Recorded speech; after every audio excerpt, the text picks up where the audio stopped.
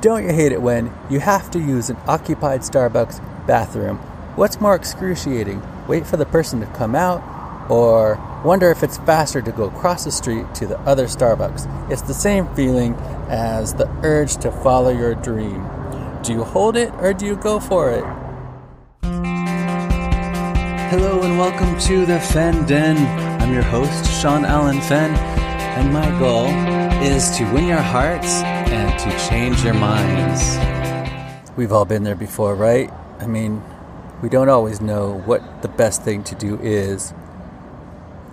Think about those times when, if you're a New Yorker, when you're on the subway and you know you're going to be waiting for this train, the subway is delayed, and you could either just go get a cab, but by the time you go out and get a cab, the subway train would finally come, and then you would have wasted that time, and then you end up, if you get in the cab, then you get stuck in traffic, and you're like, you know what, I should have just waited for the train, but I didn't, because I didn't have the patience to wait for this train. So now I went out and got a cab, and paying the meter's running, and now I'm stuck in traffic, and now I'm never going to get to my destination if I had only waited for the subway. But then you don't know if the train ever came, so you're like, well, maybe the train never came, and I made the best decision. And that happens to us all the time, right? When you have to use the bathroom and you're like, you know what, there's a homeless guy in there using it for a bathtub, and I really got to go bad, but I don't know if I should wait and risk peeing my pants, or if I should just go across the street to the other Starbucks. And then when I get to the other Starbucks across the street, I still might have to wait. And so by the time I get there, then the homeless guy would have already come out, and I wouldn't have to pee my pants.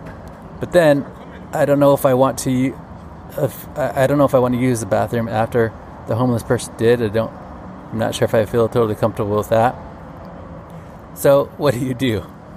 And the same thing happens in life, though, because either way, you got to do something. Like, you can't hold it forever, can you? Is it going to get any better the longer that you wait? The longer that you wait, it's just going to get worse. It's going to get more expensive. It's going to get more stressful the longer you wait.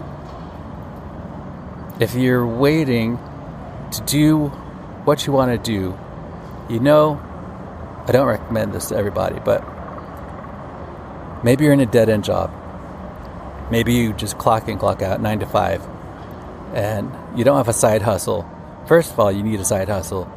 But second of all, if you're going to wait for the right time, it's never going to happen. There is never the right time for anything.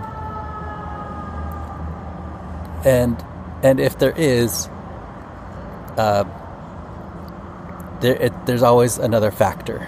There's always going to be some other factor that comes up that you did not foresee, and it's going to take longer than you expected. Whatever you do, but are you going to would you rather take a risk and follow your dream, or would you rather regret not doing it? Because at the end of the day, it's going to cost you more not to do something than if you are just taking a calculated risk. If you're willing to take a calculated risk, then you will actually be better off than if you do nothing and wait for the right time. And it's not easy. It's definitely not easy. And sometimes there really is not a right answer, but there is a way to find out what you're really good at and what you should do. And I've narrowed it down to a few steps that I did for myself, and I want to share that with you. So I'm going to do that on this podcast of the Fen Den. And I'm your host, Sean Allen Fenn. And while I'm aware that I'm definitely not going to change anyone's mind, probably, there is a chance that I might win your heart. And if you've been listening and following for a while, you know that I'm on the journey to find and become the best version of myself and make a meaningful impact on the world and my community and society, and have the financial freedom to do it. And if you're like me, you want those things too. And I've just started putting up this, Instagram has this long form video thing now called IGTV. IGTV is, I think they're trying to compete with YouTube, but everything is going this way towards video. And so I think whatever it is that you do, you should do it as much as you can. And if you can get on early while, this thing is still new. So get on now, start making long form videos. And I've been putting up episodes that I've been calling Broke to Breakthrough. Because I am currently in this incredible intentional transition period where I'm testing out my beliefs, and I believe that if you just let go of what you don't want, what you know is not leading you to where your ultimate purpose, your vocation, your reason, your divine purpose, your why. What is your why for doing whatever you're doing? If you know that your current situation is not getting you there, then it's okay to let it go, but you have to be willing to take a calculated risk and intentional sacrifices of letting go and being able to hold off for the time being on having what some people might call safety and security, and be willing to be okay with that and have this and be able to have this mastery of your emotions where you are not afraid and you recognize that fear and doubt are the same thing. Okay, so you can never have doubt, and you set your intention to become who you are supposed to be and do what you are here to do. And it's not easy to discover what that is for most of us. But someone actually asked me, recognized what I'm doing, and that I'm very good with digital marketing now, and helping brands tell their stories and helping entrepreneurs tell their story through the platforms like Facebook and Instagram and stuff, the social platforms that not everyone has time to keep up with. But we're living in an age where that is how we are communicating now, and that's how we're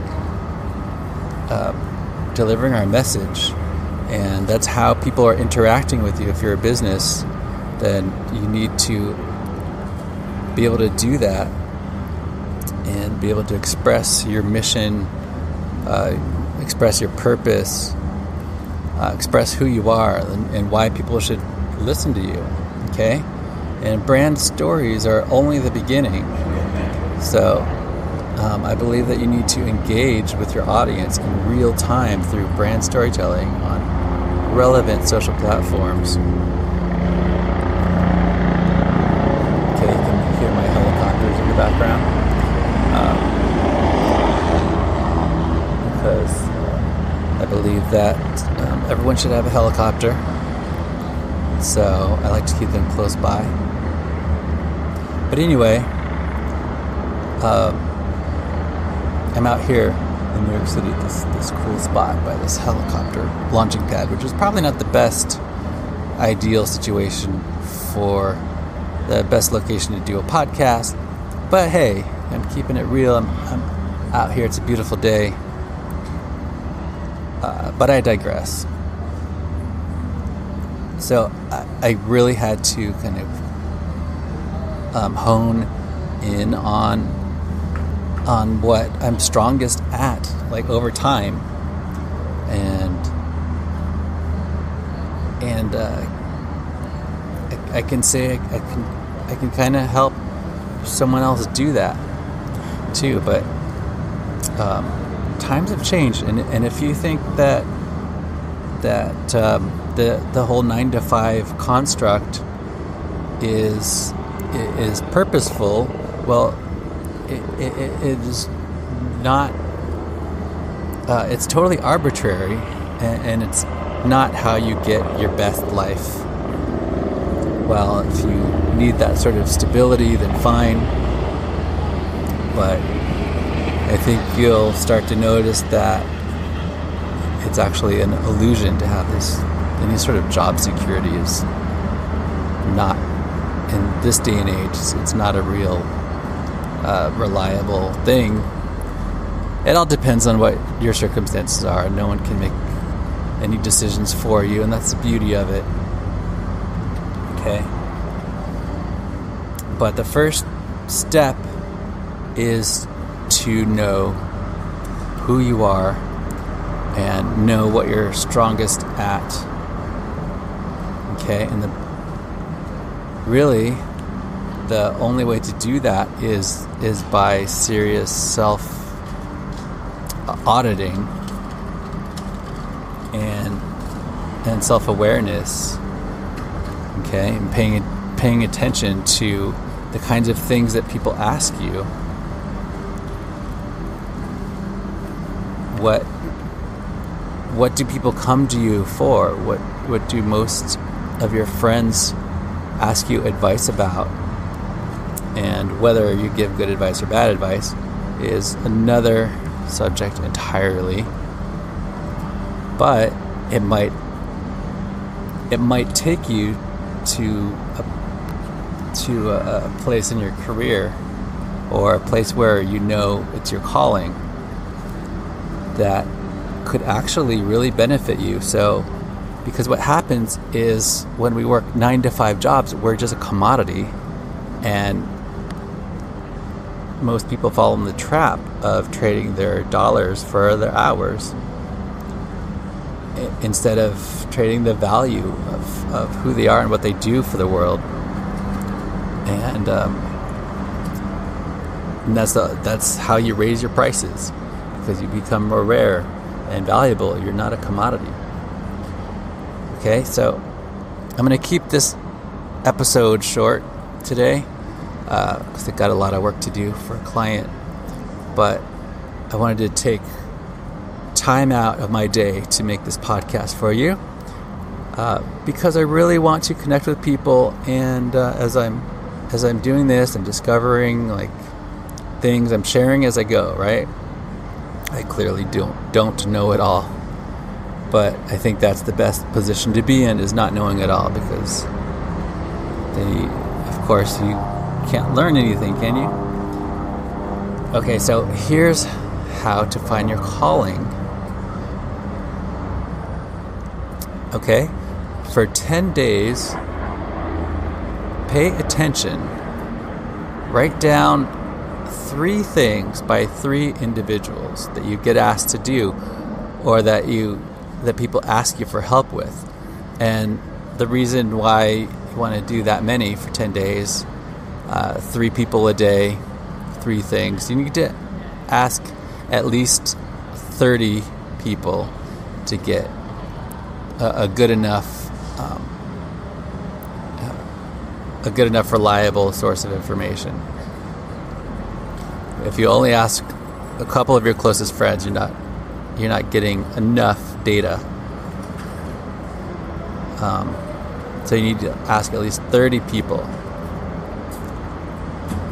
Okay, and what keeps coming up? What do people always ask you for?